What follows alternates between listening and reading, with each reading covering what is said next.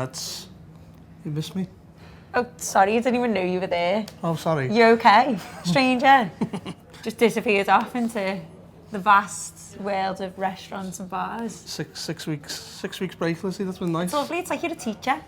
I'd love a 6-week break. I'm married to one, so I'm a mirroring break. It's nice to have you back. You've got a nice little tan on your cheek. That's it, mate. Just been sat in the garden like for the whole 6 weeks, by the way. Yeah. He's saying that he's opened a bar, but he hasn't. That's it. No, I haven't opened a bar, but I have. Make sure you visit.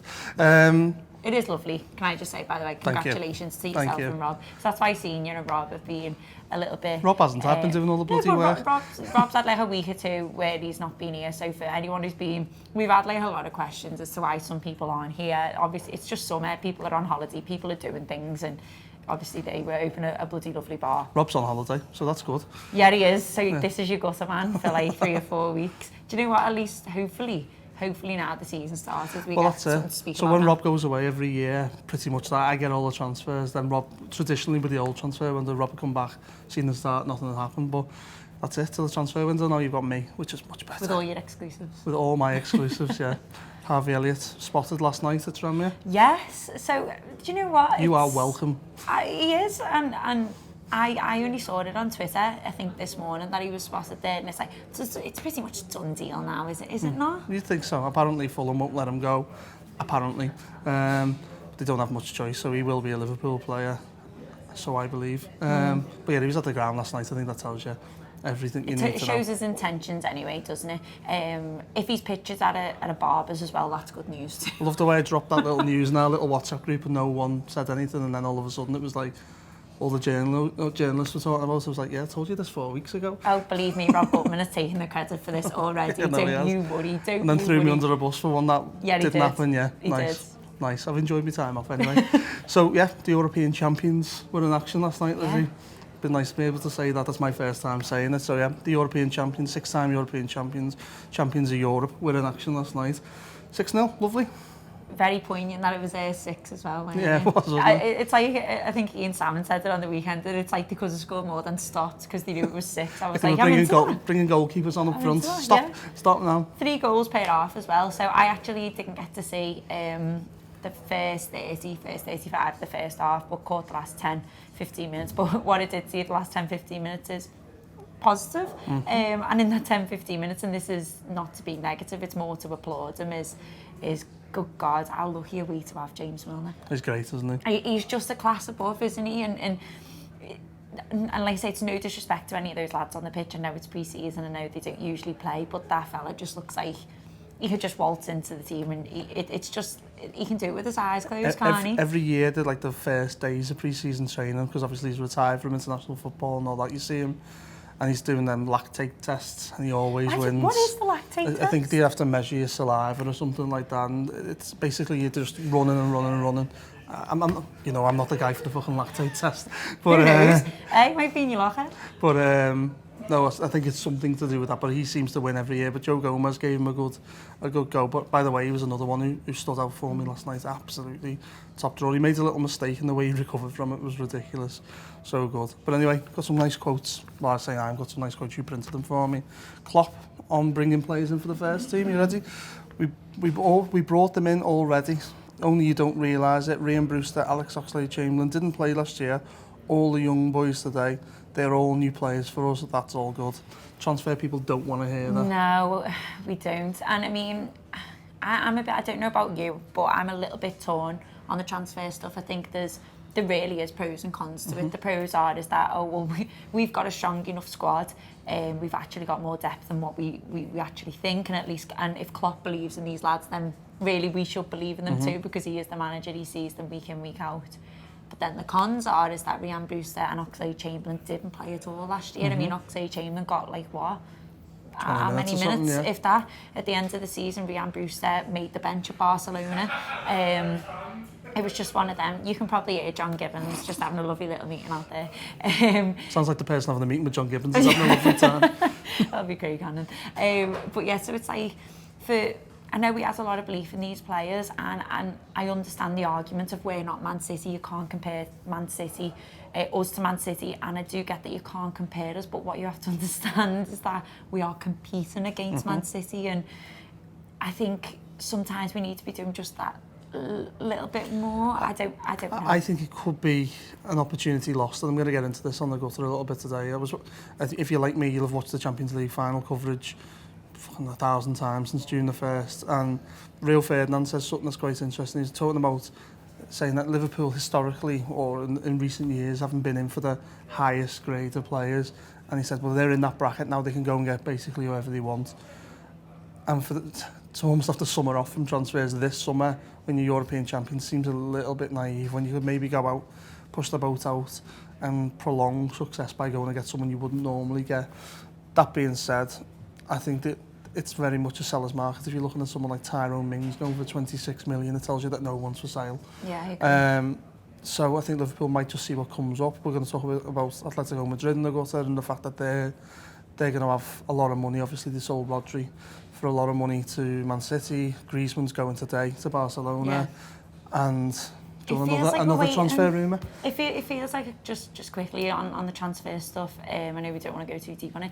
I feel like we're waiting for a bit of a domino effect here. I sort of brought up off air that there's been two, whether we believe it or not, because obviously us over here in the UK don't watch it, but there's been two massive international tournaments going on in the Copa America and the AFCON, which is still ongoing now, and those players need to have their heads completely in those tournaments because they want to go on to win it. So there's that. But I feel like we're waiting for a domino effect. So you're saying about Griezmann going to Barcelona, but then that's surely then who's Griezmann taking the place of, and that's still somewhat of a boss standard. That could be Dembele, or it could be Coutinho. Yeah. I think one of my sources, Lizzi, my sources are saying that maybe Saul Niguez might go to Manchester City as well. We'll see. From Atletico, so that will be that's when the money starts cycling, and that's when people will start replacing them. Maybe Liverpool will see if, I don't know, saying Asensio came available through other moves that had happened. Maybe Liverpool are happy to wait. They're not desperate. That will do. Yeah. So the other quotes, he said about playing down Rhian Brewster's performance. He said, why should I play it down? I saw a really good game, and Rhian is a fantastic player. That's the only thing I want to talk about. We can talk about Rhian, no problem. I don't want to play him down or it down.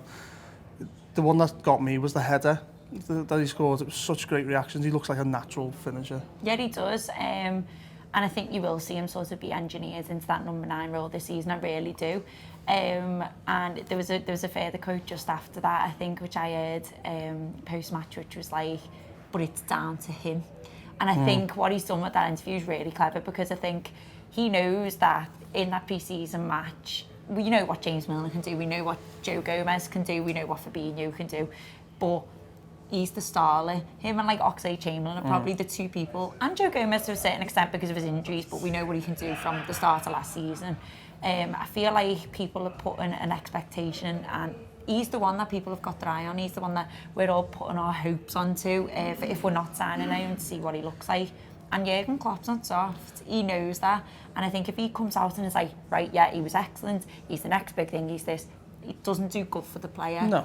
He needs to fight for his place, and he needs to make a case for himself. The other one that everyone seems to be forgetting is that we've got an absolute demon in Divock Origi. Yeah. What a touch for this goal. What a touch. Unreal touch. What a touch. That's a lad who's literally... His confidence is sky high, unbelievable. Isn't it? The difference in him. I remember doing the European show a couple of years ago and talking about like the lads we had out on loan in Europe, and we just talked... I remember touching on Origi, and it was a joke. It was a joke. He'd been at Wolfsburg. I think Wolfsburg had had 3 managers or something that year. Not one of them fancied him. It just wasn't going right, and all of a sudden he's come back here, probably sorted his attitude out, sorted his head out a little bit, knuckled down, worked, and look at him now. I mean, he's obviously just signed a new long-term contract at Liverpool, which no one would have expected 12 months ago, and he's absolutely flying. Like, he probably starts the first game of the season. I think he does. I think that's based on obviously everyone else being out due to international tournaments, but he does probably start the first game of the season. And on the weekend, Neil Jones was just saying that the long-term contract usually means 4, maybe 5 seasons, and you wouldn't think that, would you, usually for Divock Origi? And he said, I really found this fascinating. He plays piano in his spare time. Isn't that lovely? Don't underestimate Divock. And reads books, but not at the same time. Maybe he reads music in a book. Maybe so, but apparently he's quite a laid-back character. He's into psychology and stuff, isn't he? Yeah. So Neil Jones was brilliant on him on the weekend, so do have a listen to that. But the reason I'm bringing it up is laid-back sort of attitude, and now it feels like he's got bit of a kick up the arse, to put it politely, to go, you know what, you haven't just got one season left, we're expecting you to do this for longer. Capitalise on what you've already done, come and show us what you've got. And I think what people have probably not realised in terms of his attitude and his work rate is his build. He's put a lot of work in to make himself bigger. Well, do you remember when Klopp first came in, Origi vanished for a little bit, and I think he came back, I think it was around the Chelsea game or something like that. Or maybe the quotes were around the Chelsea game where he said to Origi, like, you're not involved at the moment, because he was a bit lanky and whatnot. He wasn't very well built at all. And then he came back and he was an absolute unit, and you realised that Liverpool had told him to go and bulk up, and you can see it in him now, like, he's very much in the build of a Klopp player.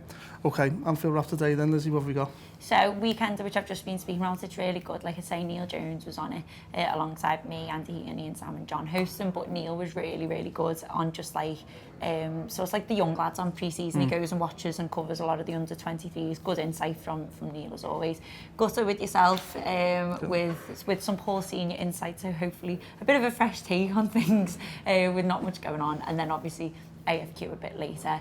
Just whilst we're on Divock Origi, whilst you've been away, the Anfield Wrap are doing an award which the viewers and listeners will know, called the Embodiment of LFC, and it's about a player who encapsulates Liverpool FC on and off the pitch. Right. And it can be anyone from the first team. And we've been asking sort of each contributor on Talking Reds, on Weekenders, on shows, who they think is the best player. Now, I've stated my case for Big Verge. I've bribed the viewers to go for Big Verge as well. I've said I'll slip them a £5 each on behalf of the Anfield Draft, not my wages. It's a lot of viewers, you know, Lizzie. Listen, if it gets me Big Verge, we'll do it. Stick with me. But I was just curious to see who you would think, and I've sort of sprung it on you. We've had a couple. My fair shout, actually, I love Verge, but I think alongside him, there's for two different reasons, and I've already explained them, is Andy Robertson, who's had a good couple of shouts. Henderson, our captain's had a good few shouts. Trent, the Scouser. Who is it that's sort of standing out for you when I first say it, watch your instinct? Henderson. Sort of, I think Liverpool in recent years have been, I think he embodies the new Liverpool, the one that's been beaten a little bit by the press. You know, the Fergie comments on him about the way he runs and whatnot. The way he's responded, I suppose, to wide criticism about his performances and whatnot, which I felt for a long time were unjust. I think the way he's come back, and even this season, you know, there was a period where he wasn't getting the game. Obviously, Fabinho comes in. If I'm gonna capture Jordan Henderson, it's a Southampton game where he's just a man alive, so determined to win. And you know, as I mentioned earlier about watching that BT coverage back for the Champions League final so many times, I just watch his face. I just like, obviously he does the little dance thing when he gets the trophy, but the sheer release in and when he lifts that cup, and obviously we see the Steven Gerrard thing, but Steven Gerrard never had to put up with. It's that picture of him draped on Klopp for me, and yes. that you can see all the stuff that has been said about him in the past got to him a little bit, but he's had to, like, you talk about mentality monsters. He's certainly one of them. One that's responded to all that, and now he's European Cup winning captain. You see the images knocking around of Souness and Phil Thompson and all these fellas who've won it, Emlyn Hughes, people who've won it in the past, and to have Jordan Henderson next to Steven Gerrard as a European Cup winner, it feels just for me. And I'd say, I'm not sure, if you're talking about embodying Liverpool, you want to do someone obvious, and I'd say Van Dijk's that because he's just pure quality. But I think in terms of almost coming back from the dead a little bit and getting back on his perch in the same way that Liverpool are back on their perch, very much so, I'd say definitely him. I think he just embodies everything that this Klopp era at Liverpool's about. I think we're spoiled for choice with this award, but if you want your say, just head to www.theanfielddraft.com/award. And just before we go, I just want to quickly mention the lads are heading out to America next Wednesday. There's going to be loads of coverage, loads of podcasts, post-match reaction, all the usual from there. But they are doing a tour. They're doing 2 live shows, one in New York, one in Chicago. You can get your tickets. All the information's available at www.theanfielddraft.com/tour live, but not tour as in like going on tour, tour as in our tour. TAW live. So have a look, and if you can get, if you're in America, go and watch. It's boss laugh, isn't it? The live shows are great. Yeah, I haven't done one for a while. I'm sure I'll do one soon when I get invited back on them. As you have to, you know, I've got a tendency to upset people, so I'm on a sabbatical from them. Well, there you go. But they're out there. Anyway. No, I'm only joking. No, that's been Talking Reds for Friday. Good to be back. Nice to have Lizzie next to me, and we'll see you again soon.